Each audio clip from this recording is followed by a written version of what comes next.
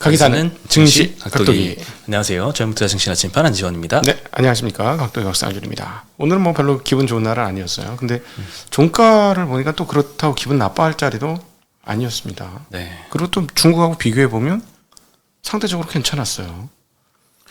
강세장이네. 그러게요. 장중에 조정 끝나는 게 강세장의 전형적인 흐름이거든요.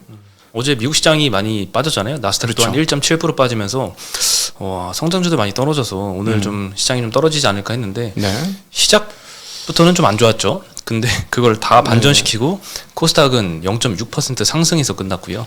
코스피도 거의 보합으로 끝났습니다. 무엇보다 이제 반도체 주식이 많이 빠졌기 때문에 미국에서 그런 날은 보통 한국에도 기술주들이 많이 빠지는데 네.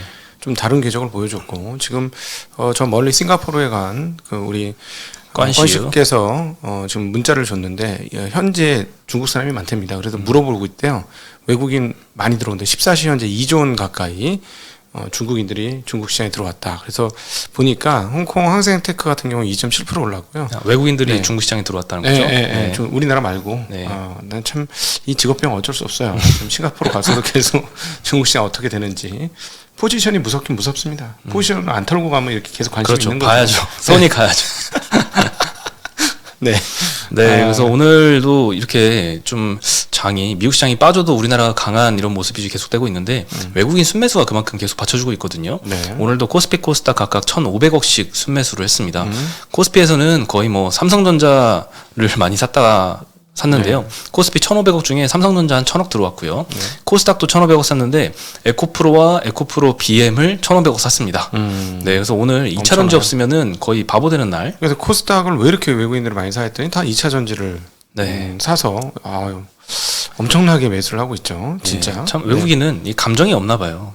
AI인 것 같아요. 이 에코프로가 10만 원에서 지금 뭐 한 달도 안 돼서 지금 거의 더블이 가는데 그 위에서 이렇게 1,000억씩 막 사는 거 보니까 이거는 사람의 손가락인가 AI가 사는 것 같습니다. 마치. 네.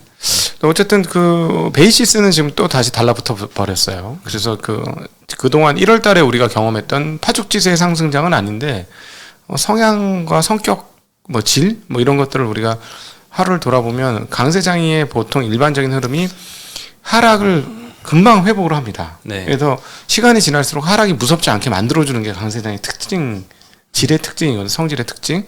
오늘 좀 그런 모습이 좀 나타나서 강세장까지 갈 장이 아닌데 아직은 저희도 신기하고 있습니다. 네. 그래서 다 의아해하시는 분들이 많은 것 같아요. 그게 이제 개인 투자자 수급 보니까 뭐 1월 달도 그랬지만 여전히 고버스를 제일 많이 사고 있습니다. 그건 또 아닌데. 2월 들어서도 지금 그런 움직임은 계속되고 있어요. 그건 또 아닌데.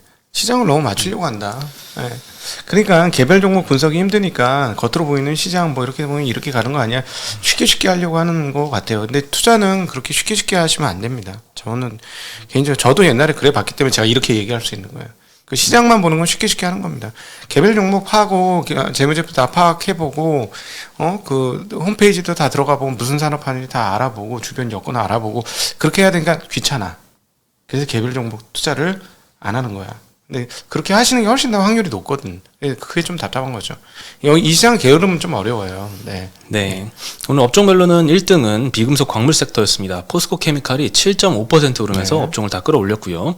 철강금속 섹터가 두 번째로 올랐습니다. 여기서도 사마알미늄, TCC 스틸, 포스코홀딩스가 2~3%대씩 상승하면서 올랐는데요. 현대제철은 보합이었는데 포스코만 오른 걸로 봐서 2차 전지 관련해서 그렇죠. 오늘 다 끌어올렸던 것 같습니다. 포스코는 이제 2차 전지 주식이야. 철강은 뭐 하는데? 이런 분위기야. 네. 주식시장 그렇습니다. 심지어 코덱스 건설도 오늘 많이 올랐거든요. 맞습니다. 1% 넘게 올랐는데 그것도 포스코 케미칼이 다 끌어올린 겁니다. 건설주들은 가만히 있는데. 고맙네. 고맙습니다. 건설 ETF에 포스코 케미칼이 들어있어요. 나가지 마라. 네. 옛날에는 이게 여기 왜 들어가 있어? 쫓아내야 되는 거 아니야 했는데 오히려 한참 올려주고 빼는 거는 괜찮습니다.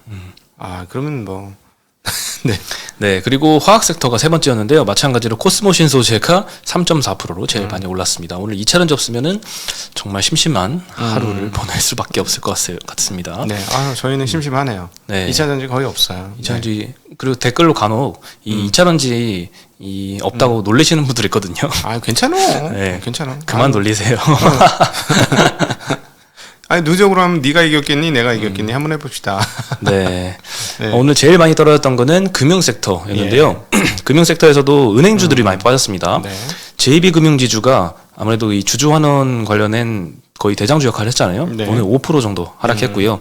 신한지주, 우리금융, 카카오뱅크, KB금융, 하나금융 다 2, 3%씩 하락을 했습니다. 요즘 금융이 하루는 크게 오르고 하루는 크게 떨어지고 아주 변동성 죽입니다. 이런 업종이 아니거든요. 이 네. 업종이. 네. 어제 참 KB에서 실적 발표를 그저께 했고, 그래서 어제 장에 이제 아침부터 그 움직임이 있었고, 그 다음에 신한지주가 장중에 한 오후 들어서 실적 발표했는데, KB 실적 보고 흥분해서 들어갔다가 신한지주 실적 보고 이제 현타가 와가지고 도로 다 빠지는 모습이었거든요. 네. KB금융지주가 어제 말씀드렸던 것 같은데 자본 비율이 3분기에 12.6%에서 13.3%로 뛰었습니다. 네. 그러면 신한지주한테 대입해보면 12% 이상은 주주환원 하기로 했기 때문에 기존에 12.6% 있을 때 주주환원 여력이 한 2조 원 중반대 정도 됐다면 만약에 신한지주도 13.3%가 있다면 이게 얼마야? 거기서 무려 한 1조 원 넘게 추가가 되거든요. 네. 이거 대박이다라고 해서 KB금융지주가 실적 발표했는데 KB금융은 1%밖에 안 오르고 신한지주가 4% 넘게 올랐었거든요. 네. 신한지주가 막상 실적 발표하니까 대어닝 쇼크가 나왔습니다. 자본 비율도 12.6에서 4분기에 12.7로 0.1밖에 안 늘었거든요. 그래서 흥분 가라지자 해가지고 낙폭이 상승폭을 좀 줄여서 마감은 했는데 오늘 또 한번 차익 실현이 좀 나온 것 같습니다. 네. 네. 네. 주주환원 근데 이제 발표는 굉장히 긍정적으로 했습니다. 온라인 파트너스가 좀 주도를 하고 있잖아요. 행동주의를. 온라인 파트너스도 굉장히 환영한다라는 반응이거든요. 그만큼 주주환원 정책에 대해서 앞으로 계속 환원을 좀 많이 할 거다라고 하고 있지만 그래도 단기적인 급등은 조금 네, 많이 네. 올랐었으니까 또 그런 것 같고 온라인 파트너스 이창환 대표와의 대담은 이번 주말에 아마 토요일 날 여러분들을 찾아가게 1부, 2부로 나눠서 1부는 녹음 상태 정말 안 좋고요. 제가 녹음을 안 누르고 있어, 오디오 녹음을. 아이고. 저희가 따로따로 누르거든요. 저기 영상과 오디오를 따로따로 녹음을 하는데 주말 거는 제가 이제 하다 보니까 그래서 일부 영상은 막 울리고 막 엄청 안 좋은데 내용은 좋아요. 굉장히 내용은 재밌고 2부는 네, 녹음이 제대로 돼서 진행하는 거 보실 수 있겠습니다. 요 오디오 장비에 물 쏟았는데 멀쩡하네요. 제가 바로 말렸어요. 그냥 잽싸게 가서 바람 비싼 거잖아요. 선풍기 켜가지고 막 말려서 하루 종일. 네, 네. 다행입니다. 살아났습니다. 네. 네. 그리고 이제 보험업종이 두 번째로 많이 하락을 했습니다. 현대해상, 한화생명, 한화손보, DB손보, 삼성화재 2, 3%씩 오늘 하락해서 금융주가 전반적으로 좀 좋지 않았습니다. 약간 은행과 저기 보험이 세게 올랐다가 어제 올랐다가 오늘 그냥 다 되돌린 것 같은 느낌이에요. 네. 네. 그리고 2차 전지 얘기는 좀 많이 했죠. 삼성증권에서 그래서 자동차에 대해서 시장을 한번 리포트를 냈는데요. 네. 미국 시장에서 중고차 가격이 고점 대비 많이 떨어졌을 거라 생각을 했거든요. 근데 이제 다시 또 반등을 하는 움직임을 보이고 있다고 합니다. 네. 그래서 이거를 차트로 한번 보여드리면요. 미국의 메나임 중고차 지수인데요. 22년 1월 달에 피크를 찍고 계속 하락하다가 12월부터 1월까지 2개월째 지금 연속 상승하고 있는 모습이 보이고 있습니다. 그리고 그 다음 장은 미국 딜러가 갖고 있는 재고 일수인데요. 이렇게 메라임 지수가 반등하는 이유는 재고가 여전히 부족하기 때문입니다. 신차 딜러의 재고 일수가 50.5일인데요. 코로나 이전 평균이 70일인데 이 70일 대비해서 여전히 많이 부족한 상황입니다. 그리고 오른쪽 표는 이에 따라 인센티브 비용도 여전히 전년 대비해서 기준으로는 20% 하락 중에 있는 상황입니다. 네, 저 파란색 선이 확 반등하는 것처럼 보이지만 여전히 전년 대비해서 마이너스 20%로 인센티브 비용은 계속 감소하고 있는 상황입니다. 그럼 완성차 업체 입장에서는 괜찮은 소식이죠. 근데 잘 모르시는 분을 위해서 인센티브가 뭐냐면은 영업사원들 마진이에요. 영업사원 마진. 영업사원들이 그 마진을 가지고 고객한테 예를 들어 썬팅 해드릴게요. 그다음에 저기 키홀더 하나 드릴게요. 이런 거 있지 않습니까? 네. 이런 거에 쓰는 게 인센티브고요. 그 인센티브가 많으면 자동차 회사들이 팔기 위해서 영업사원들에게 뭔가 그 프로모션을 하는 것이다라고 보시면 되겠고, 그게 낮으면 차가 잘 팔리기 때문에 인센티브를 조금밖에 안 준다. 그러면 업체의 마진은 좀 커진다. 이런 개념으로 이해하시면 될 것 같습니다. 네. 아무래도 이 고금리가 굉장히 지금 시장을 짓누르고 있는 상황이잖아요. 미국도 우리나라보다 사실 먼저 이런 현상이 나왔는데 중고차, 뭐 신차 할부 금리가 훨씬 더 빨리 올라가기 시작을 했거든요. 지금도 미국 금리가 더 높잖아요, 우리보다. 네, 근데 미국 시장에서 평균 차량 가격이 22년 말 기준으로 19년 초 대비해서 28.5% 정도 상승을 했습니다. 네, 여전히 차량 가격이 비싼 상황이죠. 그때보다 30%나 올랐습니다. 근데 인센티브 비용은 19년 초에 3,600달러였는데 현재는 1,440달러. 그때 대비해서 지금 절반도 안 되게 네. 떨어져 있는 상황입니다. 차량 가격은 이렇게 높게 유지를 하고 그 자동차 업체 입장에서 나가는 비용인 인센티브가 이렇게 낮은 수준으로 유지한다면 마진은 괜찮지 않을까. 근데 이 상황이 유지된다는 가정이 필요하겠죠. 네. 19년 초에는 이 인센티브 비용이 차량 평균 가격의 한 10%였습니다. 네. 근데 현재는 3% 수준. 네. 이라서 이런 상황이 좀 지속된다면 마진이 아마 계속 지속이 될 것 같고요. 23년도 1월 달 미국 시장의 자동차 판매량 데이터를 보면요. 전년 대비해서 7.8% 성장이 나왔습니다. 그때보다 금리가 훨씬 높을 텐데 네. 이렇게 성장이 계속 이어지고 있네요. 그만큼 그 사이에 누적된 차량 대기 수요가 있기 때문에 아마 가능한 게 아닌가 싶습니다. 이 와중에 크게 성장한 업체는 테슬라가 70% 늘어났습니다. 판매량이 굉장히 빠르게 늘고 있고 GM도 30% 늘어났고요.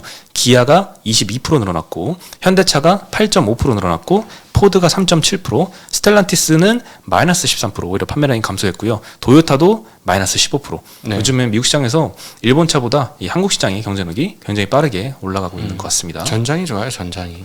네. 이제 전장이 중요해요, 차에서는.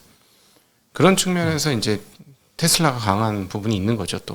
전장, 제가 보기엔 전장이 테슬라가 제일 강한 것 같아.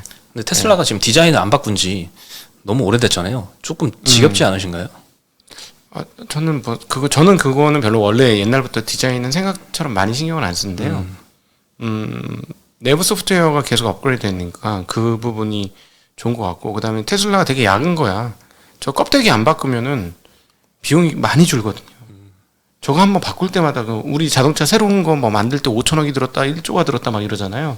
그냥 저 껍데기 바꾸고 막 이러면은 그걸 위한 셰시 찍어내는 거 이런 거 다 금형도 바꿔야 되고 해서 돈이 많이 드는데 그런 측면에서 테슬라가 되게 약은 거야. 그거 안 바꾸고 계속 똑같은 거 쓰니까. 그리고 그 차 종이 다른데 부품도 똑같은 거 쓰잖아요. 손잡이 다 똑같잖아. 네, 그러니까 그 아주 극단적인 생산성 효율을 보여주는 게 이제 테슬라이고요. 약간 이게 휴대폰 만드는 개념으로 좀 차를 좀 만들고 있는 게 아닌가 하는 생각입니다. 그래서 지금은 이제 그 갑자기 작년도 연말에 미뤄졌던 매수까지 이루어지면서 판매량이 폭발적으로 증가하는데 이 지금 말씀하셨던 이 비율이 유지가 된다면 위로 상방이 더 열려 있다라고 볼 수 있겠고. 근데 저게 이제 떨어지면 상방이 닫히기 시작하는 거니까 그 판매량이 가장 중요합니다. 제가 보니까 마진은 둘째고요. 판매량이 중요하니까 그걸 계속 좀 잘 살펴보시면 좋을 것 같아요. 테슬라에 관해서는. 네. 그리고 게임주들이 어제는 좀 좋았는데 오늘은 좀 안 좋았습니다. 어제는 크래프톤이 자사주 매입 소각 계획을 3년치를 발표를 하면서 좀 시장에서 반응이 있었는데요. 오늘은 NC소프트가 실적이 나왔는데 좀 쇼크가 나왔더라고요. 네.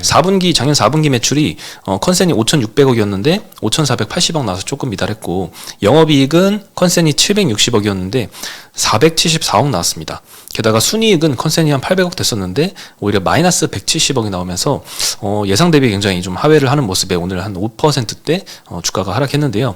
순이익 적자 왜 났는지 보니까 금융자산 평가 손실도 났고 환율 하락에 따른 외화 관련 손실 요거 해가지고 영업의 비용으로 한 700억 정도가 마이너스 됐더라고요. 요게 적자의 이유였고 영업이익 떨어진 거 보니까 뭐 게임 관련된 본업에서도 좀 문제가 조금 있었지만 순이익단에서는 거의 영업 외적인 요인 때문에 많이 떨어졌다라고 보면 될 것 같습니다.